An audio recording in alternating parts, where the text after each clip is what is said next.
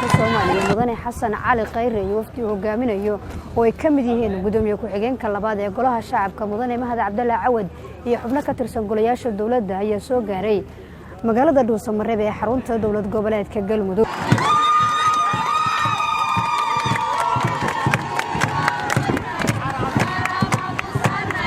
wafdiga uu hogaaminayay ra'iisul wasaaraha ayaa garoonka diyaaradaha waxa ku soo dhaweeyay madaxweynaha dawlad goboleedka Galmudug Axmed Cabdi Kaariyo Qoorqoor, madaxweynayaasha dawlad goboleedyada Koonfur Galbeed, Hirshabeelle iyo Jubbaland, xubno ka tirsan golayaasha dawladda ee dawlad goboleedka Galmudug iyo qaybaha kala duwan ee bulshada. ra'iisul wasaaraha ayaa halkan uga qayb galaya shirka wada tashiga ee u dhaxeeya dawladda Federaalka Soomaaliya iyo dawlad goboleedyada xubnaha ka ah si looga tashado arrimahaas masiiriga ee ummadda Soomaaliyeed sida doorashooyinka inagu soo fool leh ee 2020 si halkan loogu gaaro heshiis loo dhan yahay oo ummadda Soomaaliyeed u horseedaya in doorasho si xasiloon ay u galaan ama ay doorashooyinku dhacaan.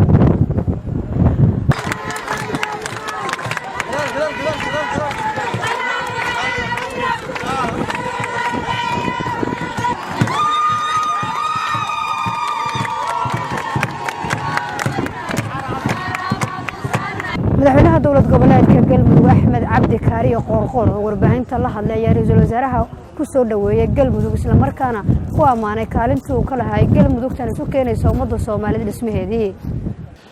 mudane ra'iisul wasaare soo dhawow ku soo dhawow Galmudug laga sugayay ku soo dhawow Galmudug laga jecel yahay ra'iisul wasaare waa Galmudug tii ra'iisul wasaare waqtiga badan ku bixisay dib u heshiisiinta taariikhiga ka samaysay bilo aad u fadhisay isu keentay isku maslaxday aan dhihi karno ra'iisul wasaaruhu cadba meel ka soo qaaday Galmudug. ra'iisul wasaare Galmudug waxa ku taal wax aan dhihi karo Soomaali inteeda kale kuma taal shaqadii qaranka oo si guud aad u fulinaysay oo haysay ka sokow Galmudug wax weyn baad ka soo qabatay. waxaad joogtay waqti aadan dalka inta kale joogin, waxaad ku bixisay dadaal inta kale dalka ka dheeraada, waxaa ka samaysay runtii wax reer Galmudug ku xasuustaan. taariikhdaas lagaga hayaa amaalkaas lagaga hayaa waa lagu wada sugayay waa ku wada sugayaan sidaadii baad baararka iyo ugu tagi doontaa oo baahna ku qancimayaan inaad gurigaaga joogto ama aad meesha degtay aad joogto kuma qanci doonaan. waa ku wada sugaynay meeshii aad keentay iyadoo ka sii socotay oo qurxoon Galmudug ra'iisul wasaare ku soo dhawow. dhammaan reer Galmudug dal iyo dibad waa ku mahadcelinayaan runtii. anigu de waxaan helaa fariimahan helaa odaygii de Galmudug ugu weynaan hadda waa laga weynaaday adaa yimid. ra'iisul wasaare soo dhawow Galmudugtii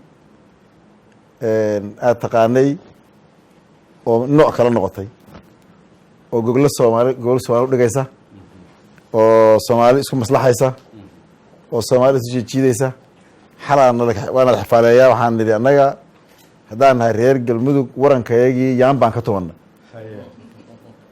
waxaan beerafarow iyo nabad ahayn ka shaqeymayno.